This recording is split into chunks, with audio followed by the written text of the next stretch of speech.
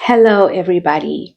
Welcome to my channel. My name is Alvina, and I think that's the first time that I've actually officially introduced myself in one of my videos. I don't really do that anyway. So if you have a look at the other videos that I posted, you will see that I am a very big K-pop fan. And so far, the kind of content that I've been posting has been very fun, casual, like just for entertainment purposes kind of videos. I do like different kind of games and challenges. I have some music videos reactions up as well. But I kind of had this idea that I've been playing around with for a while, and I want to just test it out today and see if I can take this channel in a different direction. And I actually have no idea if it's going to work. This might be my first and last news style video. This might be the first of many. I don't know. I'm just going to test the waters. And if it works, then that's great. If it doesn't work, then at least I know I tried. Today, I wanted to talk about the rise and fall of Moon Tae-il, who went from being a K-pop sensation and global superstar to a registered sex offender currently serving time in prison. It all started on June 13th, 2024, when a young Chinese woman who was visiting South Korea at that time walked into a police station in Seoul and filed a report claiming to have been sexually assaulted while she was intoxicated by three Korean male individuals. Two of the men's identities were kept anonymous during the entire investigation. All we know about them is that their surnames are Lee and Hong. Why we are protecting criminals, I don't know. Anyway, the third suspect was Moon Tae-il, who at that time was a member of the group NCT, one of the biggest K-pop groups in the world. Moon Tae-il was born in June 1994 in Dongdaemun, Seoul, in South Korea. I'm not going to go into the details of his life and childhood and what things were like for him growing up. We're not here for that, and we don't really care about that. Fast forward to 2013, Tae-il is 19 years old and he gets discovered by SM Entertainment. Now, what does it mean to be discovered? I have no idea. Never experienced it. But what I do know is that sometimes entertainment industries can be quite harsh and ruthless, and they will literally just snatch up young kids. Not like literally snatch up, but you guys know what I mean. And they will just spend the next few years training and conditioning and, for lack of a better word, grooming these young kids into becoming super, super talented world stars, because that's what sells at the end of the day, right? So anyway, after being discovered, Tae-il, in October 2015, he joins SM Rookies, which is a pre-debut training program under SM Entertainment. In April 2016, he made his official debut, being announced as the newest addition to the boy group NCT. Okay, now a little backstory about NCT. They are huge, okay? Yes, popularity-wise, they are huge, but also literally, they are currently the largest active K-pop group. I think now they have maybe 24 or 25 members. I don't know. It's really, really hard to keep up with NCT. But they also have 6 subunits, okay? We have NCT U, NCT 127, NCT Dream, NCT Dojejang, NCT Wish, and we have Wavy. And Tae-il also debuted as a vocalist in NCT U and even the lead vocalist in NCT 127. As you can see, this guy is really talented, okay? He has really, really strong vocals. He added something to the music that the other members didn't, and he was a really significant part of the group. And his career, really, really took off. It didn't take a long time for him to become a fan favorite and for him to become a world star. But of course, all of that changed and ultimately came to an end in June 2024 when the victim very bravely reported the case and made her statement. So an investigation was launched and Tae-il was booked almost immediately, eventually leading to his indictment on charges of aggravated quasi-rape. If that wasn't bad enough, The police later revealed that Tae-il actually had other victims in addition to the Chinese tourist who filed a report against him. The authorities spent the next 2 or so months gathering as much evidence and information as they possibly could in the form of CCTV footage, witness statements, and all of that. And the police actually applied for arrest warrants for all 3 of the men, but those were initially denied because all 3 of them actually admitted to the allegations, and they at the time were not considered to be a flight risk. So an arrest did not need to be made at that time. The fans and the general public was not made aware of anything that was going on until late August.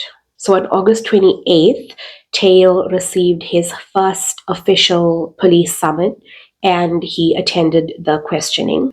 That same day, SM Entertainment released an announcement notifying everybody about Tae-il's permanent removal from NCT. They also claimed that even though this report was filed back in June, the company didn't actually become aware of any of this until mid-August 2024. In the statement, SM Entertainment also mentioned that Tae-il was cooperating with authorities and that he was very regretful of the distress that he has caused to all the people that were involved. You know, the typical things a criminal says when they get caught. Following that announcement from SM Entertainment, the other members of NCT start distancing themselves from him. One by one, they start unfollowing him on social media. They remove any post with him in it. They are basically just done with him.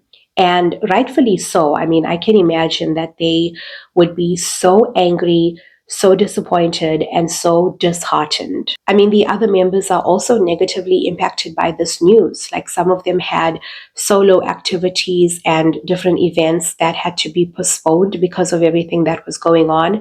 So I can imagine the turmoil and chaos that erupted within the group. After months of investigation and quite a significant amount of information and evidence that was collected during those months, in September 2024, the police finally forwarded the case to prosecution. Now, at this point, Tae-il's career is already over. It's already a done deal, right? But on October 16th, 2024, SM Entertainment released their last official statement about this entire case, in which they confirmed that Tae-il's contract with them had been terminated. He is no longer a member of NCT, and he is no longer an employee of SM Entertainment. By the way, I forgot to mention that back in early August 2024, one of NCT's subunits, I don't remember if it was NCTU or NCT 127, but one of the subunits held a fan meeting in Seoul, and Tae-il, being part of that subunit, was in attendance. He was there on stage performing, really just living his life as if he didn't just freaking rape a girl, you know? Now, the fans, of course, they picked up on this and they questioned it immediately. They wanted to know, why was he being allowed to perform and show up on stage and get paid for that gig if he was currently being investigated for sexual assault? But remember, that first statement that SM Entertainment released, they claimed that they were not made aware of anything that was going on until late August. So that means that Tae-il had been carrying around this secret and just continuing with the group activities, making bank, waking up as a successful K-pop idol every day for 2 months.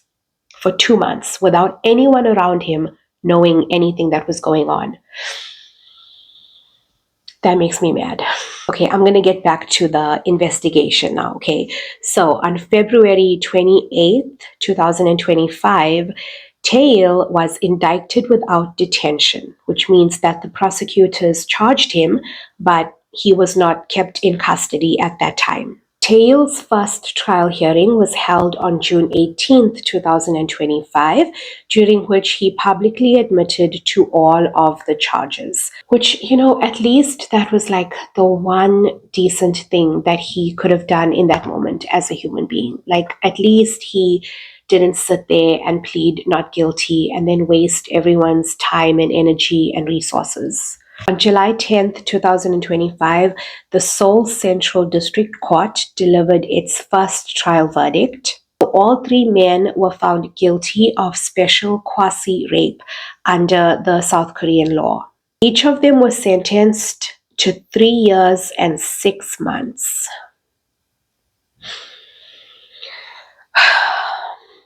That's it. 3 years and 6 months. It's going to be over before, like, when they get out of there, it's going to feel like they were in there for 10 minutes. In addition to the prison sentence, they will also be required to complete 40 hours of a sexual violence treatment program. They have also been banned from working in an environment with children for 5 years. Which is fine, like, that's great, keep these men away from children, of course. But, like, the victim wasn't a child. She was not a minor, and they were not in an environment with children. They were at a bar, and everyone there were adults, including the victim. She was an adult. So, I don't know. Because the sentence was a prison term, Tae-il was arrested by the court in the courtroom immediately after the sentencing was over. In July 2025, 2 appeals were actually filed.